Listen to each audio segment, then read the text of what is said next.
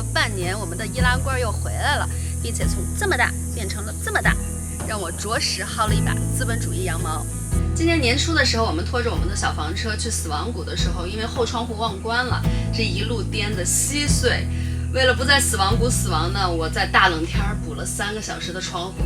所以从死亡谷一回来，我们就拖着我们的房车去 Airstream 去修了。那天也是奇了怪了，我好像社交牛逼症发作了，拉着一个 sales 就在那聊现在房车的行情。那 sales 跟我们说呢，其实因为疫情，这房车供不应求，尤其是我们那款小房车成了抢手货，所以现在是 trade in 的好时机。美国的 trade in 呢，其实就是折旧换新，您可以把您的车或者是房车卖回给 dealer， 那它的价值呢可以折在您新买的车的价格里面。我们当时买那款小房车的时候，因为还没有疫情，所以当时玩房车的基本上都是玩大房车或者是租房车，像我们那款小房车其实是不怎么好卖的。然后当时我略微的发挥了一下我小时候在地摊买东西的讲价功力，其实就讲下来不少价格，最终是以$56,000的价格成交的。那后来这不疫情了嘛，大家都出不去，就都想要尝试房车旅行了。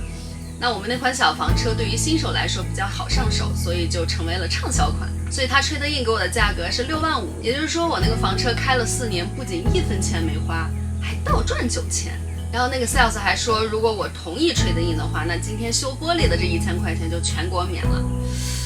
我小算盘这么一打呀，此时不换更待何时啊？于是我们就换了这款2022年新款的25 feet 的 Airstream。那这个25 feet 虽然比我们之前的20 feet 只大了5 feet， 但是它的储物空间多了很多，而且在空间上面可以很明显的区分卧室啊、厨房还有餐厅。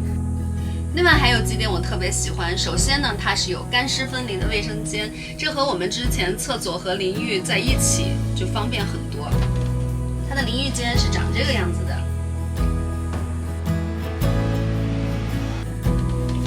然后厕所是这样的。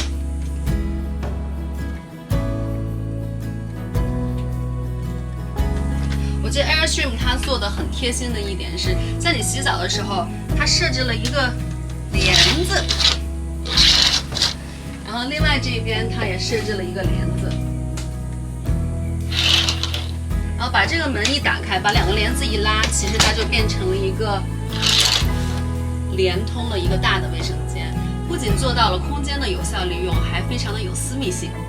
这款 Airstream 其实它的床的选项是有2种的，一种呢是2个分开的小的单人床，还有一种是横着的一个 queen size 的双人床。那我们选的呢是2个单人床，因为我们把它改装成了一个巨大的 king size。当然呢，也可以根据需要，在2个单人床和一个巨大的 king size 之间来回的切换。这样，如果以后我们有朋友，我想邀请和我们一起旅行的话，那在床的方面就可以有更多的选项。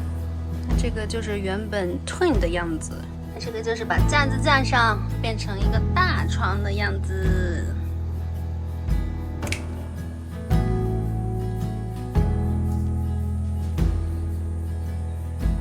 那这款25 feet 的 Airstream 呢，其实是至少可以容纳6个人的。除了刚才我说的卧室的床以外，这边的这个餐桌和之前一样，也是可以把它放平变成一个小的双人床的。那在客厅这边呢，也多出来一个可以拉出来的木板，把木板拉出来，然后把沙发靠垫一放，就可以变成一个标准的小双人床。另外我最喜欢的一点，也是 Airstream 在2022年才有的选项，就是这个 Rear Hatch。 它可以整个把这个门打开，然后这还有一个纱窗可以拉下来。试想一下，如果我把我的房车停在山川湖海旁边，那美景真的是尽收眼底啊。另外呢，我们这款房车的室内装潢，我们还是选的是 Flying Cloud。Flying Cloud 在 Airstream 的装修标准里面不是最豪华的，但是我觉得它的用料和配色都比较年轻，和我们之前的房车也是一样的。之前房车的装饰品拿下来稍微布置一下就可以出发啦。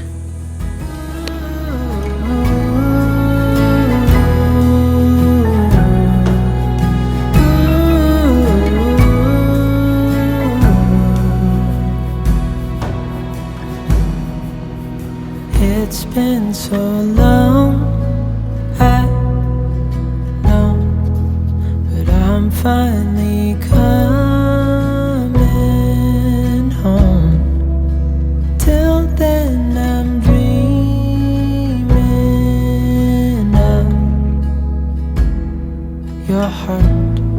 your